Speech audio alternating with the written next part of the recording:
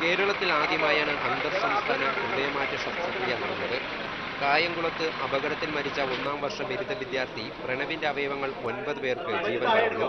ഹൃദയവും ശ്വാസകോശവും ചെന്നൈ ഹോർട്ടിസ് മലർ ആശുപത്രിയിലെ രോഗിക്കാണ് നൽകിയത്. അവയവമാറ്റ ശസ്ത്രക്രിയ വിജയമായിരുന്നുവെന്ന് ഡോക്ടർമാർ പറഞ്ഞു. ഇല്ല, ഇവിടെ വന്ന ആൾക്കാരല്ല, നമ്മുടെ ഇവിടെ സർജിക്കൽ ടീമും വന്ന ആൾക്കാരും നല്ല എക്സ്പെർട്ടീസ് ഉള്ള കാർഡിയക് സർജൻസാണ്. അവർക്ക് കോംപ്ലിക്കേഷൻ ഒന്നും കൂടാതെ തന്നെ എടുക്കാൻ സാധിച്ചു. ചെന്നൈയിലേക്ക് കൊണ്ടുപോയ അവയവങ്ങൾ 20 മിനിറ്റ് കൊണ്ട് ലേക്ഷെയർ ആശുപത്രിയിൽ നിന്നും നെടുമ്പാശ്ശേരിയിലേക്ക് എത്തിച്ചു. അവിടെ നിന്നും പ്രത്യേക വിമാനത്തിലേക്കാണ് ആശുപത്രിയിലേക്ക് കൊണ്ടുപോയത്. ചെറുകുടൽ അമൃത ആശുപത്രിയിലെ രോഗിക്കാണ് നൽകിയത്.